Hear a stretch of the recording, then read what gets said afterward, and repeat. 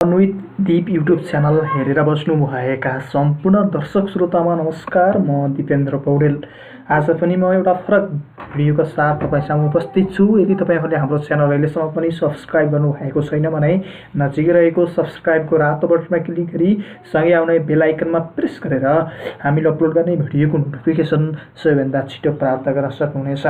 आजको यस भिडियोमा हामीले सिन्धु विकास बैंकले विभिन्न पोस्टहरूमा विज्ञापन खुलाएको छ र त्यो विज्ञापनको फारम भर्ने अन्तिम म्याद 2077 साल जेठ 15 गतेसम्म रहेको छ र त्यो विज्ञापनसँग सम्बन्धित विस्तृत जानकारीका साथ उपस्थित छु।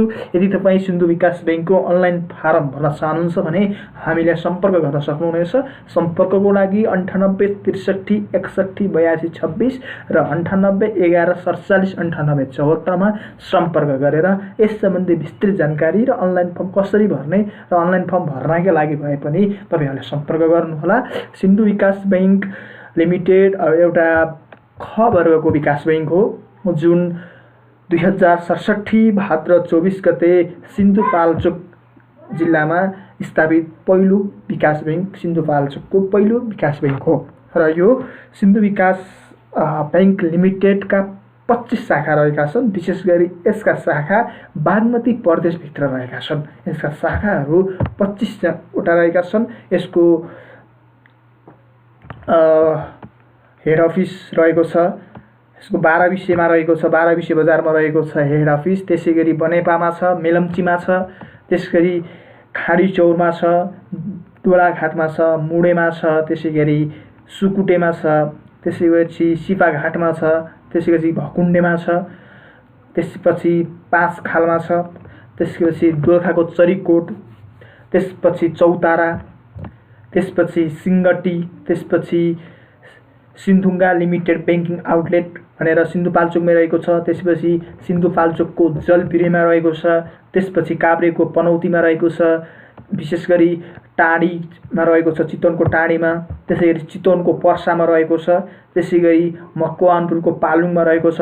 त्यसैगरी चितवनको विकास चोक, चितवनको लाउरे चोक, त्यसपछि चितवनको नारायणघाट, चितवनको चनौली, मकवानपुरको हेटौडा र ठोकर्पा सिन्धुपाल्चोकको ठोकर्पामा यी 25 वटा शाखा रहेको र यसका शाखाहरू विशेष गरी सिन्धुपाल्चोक, चितवन र हेटौडा वरिपरि रहेका छन् र यस विज्ञापन खुलाएको छ सिन्धु विकास बैंकले। विशेष गरी अनलाइन फारम भर्नका लागि जेठ 15 गतेभित्र तपाईहरुले अनलाइन फारम भर्न सक्नुहुनेछ। त्यसको बारेमा विस्तृत जानकारी दिन गइरहेको छु।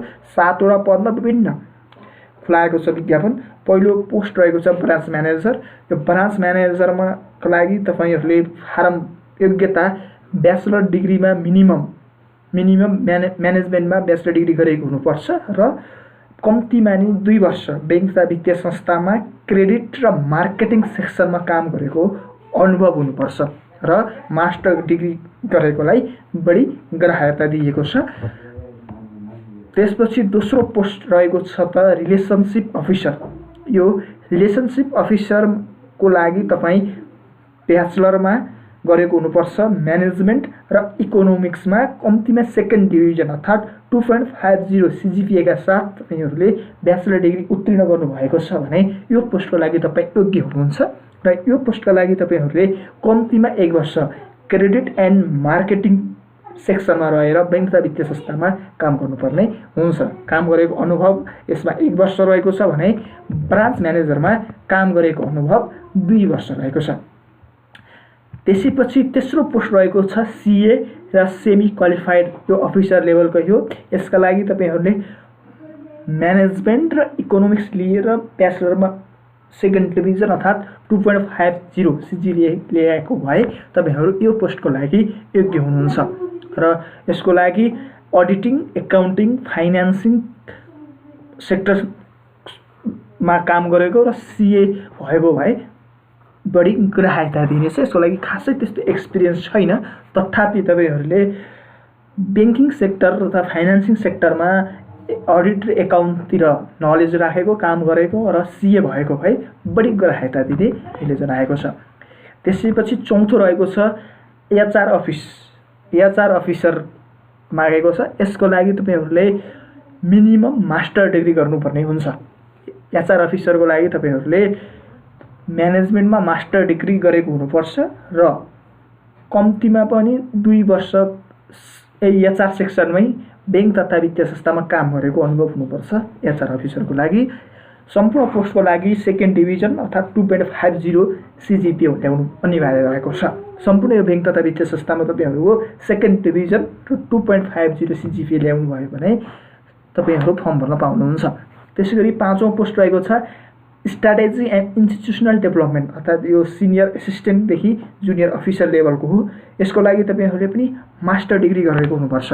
म्यानेजमेन्टमा मास्टर डिग्री गरेको हुनुपर्छ र योग्यता त्यही भइहाल्यो मास्टर डिग्री म्यानेजमेन्टमा र सेकेन्ड डिभिजन लिएर आएको हुनुपर्छ।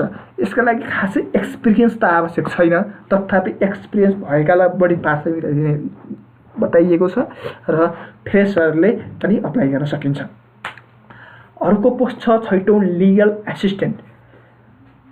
यो लिगल एसिस्टेन्ट पनि तपाईहरुले कानुनी सहयोगी रूपमा लिन सकिन्छ। यसका लागि तपाईहरुले कम्तीमा पनि एलएलबी डिग्री पास गरेको हुनुपर्छ।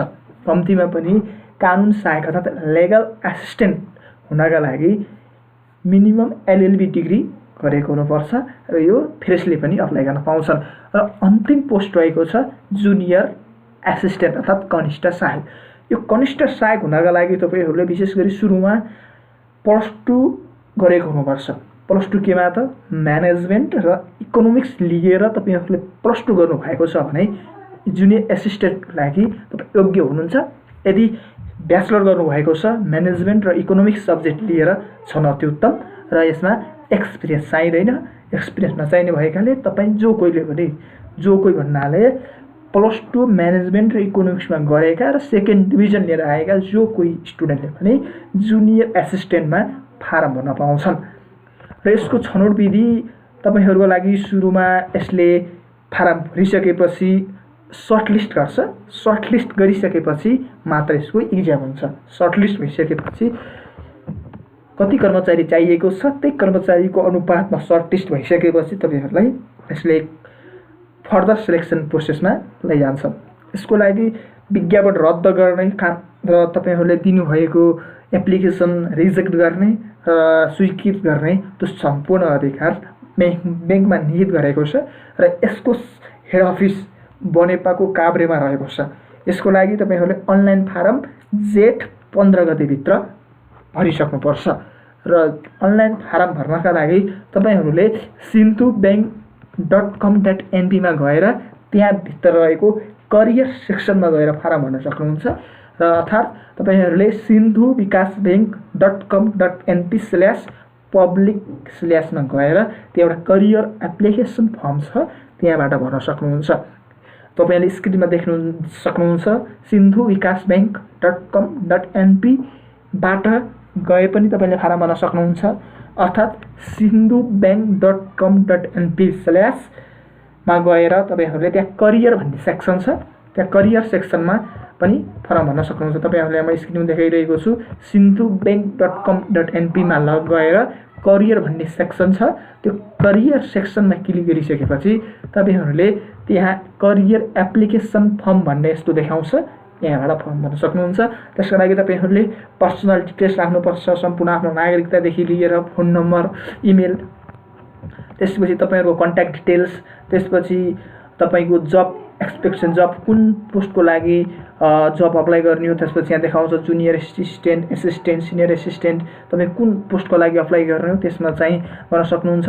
त्यसपछि तपाई कुन फंक्सनमा काम गर्न चाहनुहुन्छ तपाईको स्यालेरी तपाईको एक्सपेक्ट कति स्यालेरी आश गर्नु भएको छ त त्यो पनि तपाईहरुले त्यहाँ मेन्सन गर्न सक्नुहुन्छ। त्यसपछि तपाईले कुन शाखा चुज गर्न चाहनुहुन्छ त्यो शाखा पनि तपाईहरुले यहाँ 25 वटा शाखा रहेका छन् ती शाखाहरुमा तपाईले सजिलैसँग यसरी गर्न सक्नुहुन्छ। त्यसपछि यहाँ बेंगले तोकेको जुनसुकै शाखामा के तपाई काम गर्न चाहनुहुन्छ भन्नेमा तपाईले त्यहाँ अब यस गर्न सक्नुहुन्छ अथवा नो पनि गर्न सक्नुहुन्छ। कति वर्ष बैंकमा जागिर गर्नु भएको छ कति वर्ष एक्सपिरियन्स छ कुन बैंकमा छ कुन फाइनान्सिङ कम्पनीमा छ त्यो पनि तपाई यहाँ उल्लेख गर्न सक्नुहुन्छ। त्यसपछि यहाँ तपाईहरुले यसरी तपाईको कुन डिपार्टमेन्टमा काम गर्नु भएको छ त्यो सम्पूर्ण खुलाउन सक्नुहुन्छ।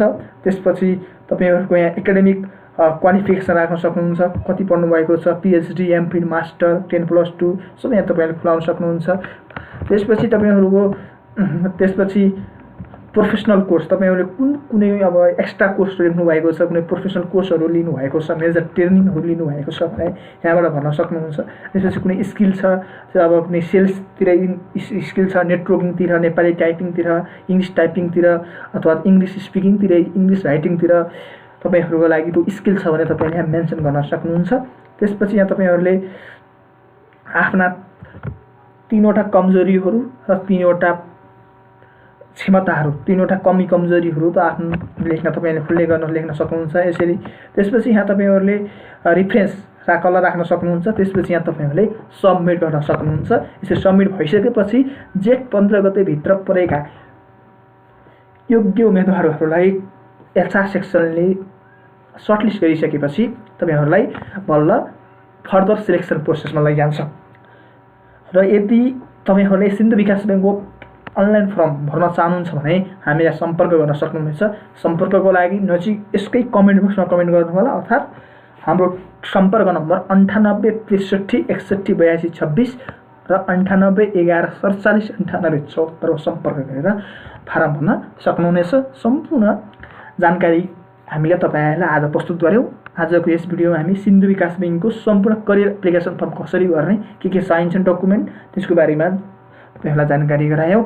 यस्तै सम्पूर्ण लोकसेवा आयोग, शिक्षक सेवा आयोग, सम्पूर्ण संस्थानसँग विज्ञापन कहिले खुल्छ, विज्ञापन खुलिसकेपछि त्यसको परीक्षा कहिले हुन्छ, परीक्षा मिति सार्वजनिक भइसकेपछि त्योसँग चाहिने सामग्रीहरू, मुख्य महत्त्वपूर्ण विषयगत वस्तुका सामग्रीहरू, अन्तर्वार्ताका टिप्स एन्ड ट्रिक्सहरू लगायत नेपाल राज्यभर खुलेका सम्पूर्ण जागिरको सूचना र विज्ञापन पाउने एकमात्र YouTube channel learn with thief YouTube channel subscribe गर्न नबिर्सनुहोला। साथसाथै हाम्रो यस भिडियो मन परेमा लाइक, सेयर, सब्सक्राइब गर्न नबिर्सनुहोला। यदि मन नपरेमा कुन कुरा मन परेन त्यो पनि कमेन्ट गर्नुहोला। आजको यस भिडियो रिपोर्टबाट म दिपेन्द्रलाई बिदा दिनुहोस्। कोरोना भाइरसको महामारीबाट जोगिन साबुन पानीले हात धोई घरभित्रै मास्क लगाएर बस्नुहोला। बाहिर निस्किनै परेमा मास्क प्रयोग गर्नुहोला र अनलाइनबाट फारम भर्नु परेमा हामीलाई सम्पर्क गर्नुहोला भन्दै आजको यस भिडियोबाट म दिपेन्द्रलाई बिदा दिनुहोस्। नमस्कार।